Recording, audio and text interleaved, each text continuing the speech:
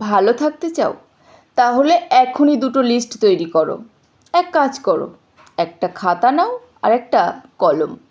এবার ঝটপট করে নামগুলো লিখে ফেলো। কাদের নাম লিখবে? প্রথম লিস্টে লিখবে তাদের নাম, তোমার জীবনে যারা তোমাকে দুঃখ দিয়েছে, খারাপ ব্যবহার করে গেছে, আঘাত দিয়ে গেছে, অপমান করে গেছে আর নিন্দা করেছে, দুর্নাম রটিয়েছে, তোমার ভালো থাকাটাই নষ্ট করে গেছে। আরেকটা দ্বিতীয় লিস্টে লিখবে তাদের নাম, যারা তোমাকে সত্যিকারের ভালোবাসে, তোমার পাশে থাকে, তোমাকে আপন করে কাছে টানে, যার সাথে কথা বলে তুমি শান্তি পাও। অবাক করার মতো বিষয়টা কি হবে জানো? দেখবে প্রথমে যে তালিকাটা তৈরি করবে, সেই তালিকা তৈরি করতে গিয়ে অনেক মুখ মনে পড়বে, অনেক অনেক মানুষ আসছে, তালিকাটাও বেশ লম্বা হচ্ছে। কিন্তু দ্বিতীয় তালিকা তৈরি করতে গিয়ে তুমি থমকে যাবে। নাম পাবে না যে তা নয়, নাম পাবে হয়তো, কিন্তু হাতে গুনে কয়েকটা, দুজন বা খুব বেশি হলে 3-4 জন বা একজন। আর হ্যাঁ, এটাই সত্যি, একবার শুধু লিস্টটা বানিয়ে দেখো, দেখবে ঠিক এই রেজাল্টটাই আসবে। জানো, আমাদের চারপাশে খারাপ চাওয়ার মানুষ এত বেশি, ভালো চাওয়ার মানুষ খুব কম। এই সত্যিটা জেনেও আমরা কি করি জানো? যে বা যারা খারাপ করে গেছে তাদের নিয়েই পড়ে থাকি। তারা কতটা কষ্ট দিয়ে গেছে সেটা নিয়েই মনের লালন পালন করি। তাদের কথা ভেবে রাত জেগে ঘুম নষ্ট করি, সারাদিন মন খারাপ করে বসে থাকি।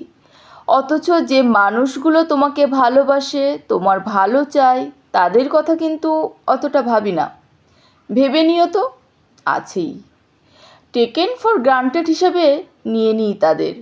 বাংলায় একটা প্রবাদ আছে, ওই ছাই ফেলতে ভাঙা কুলো, এই আর কি। এবার একটা প্রশ্ন আছে, এই যে আমরা যেটা করি, আমরা কি সেটা ঠিক করি? উত্তর কিন্তু তোমার কাছেই আছে। আজ থেকে এক কাজ করো, প্রথম লিস্টে যাদের নাম লিখেছিলে ওই লিস্টটা ছুঁড়ে ফেলে দাও, একেবারে বাতিলের খাতায় পাঠিয়ে দাও। ওটা সামনে রেখো না। যে লিস্টটায় তোমার শুভাকাঙ্ক্ষীর নাম আছে ওই লিস্টটা হাতে রাখো, ওই লিস্টটাকে জীবনে রাখো। দেখবে ওদের কাছ থেকে যতটা পাচ্ছিলে তার থেকে আরও বেশি পাচ্ছ।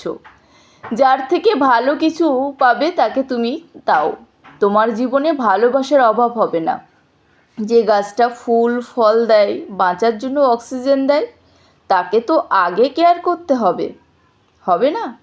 তাই তো খারাপ মানুষদের জন্য চিন্তা করে দুঃখ পেয়ে সময় নষ্ট করার চেয়ে 2-1 জন ভালো মানুষ আছে তাদের জন্য ভাবো। তোমার জন্য যে ভাবে তুমি তার জন্য ভাবো। যে ভালোবাসে তাকে ভালোবাসবে, যে সহযোগিতা করে তুমি তার পাশে থাকবে। আর যে তোমাকে নিয়ে ভাবেই না, যে খারাপ ব্যবহার করে চলেছে, কষ্ট দিয়ে চলে গেছে, তার জন্য সময় নষ্ট করো না। আসলে তুমি নিজেকেই নষ্ট করছো। কেন করছো? আর করো না। তাহলে আর দেরি করা কেন?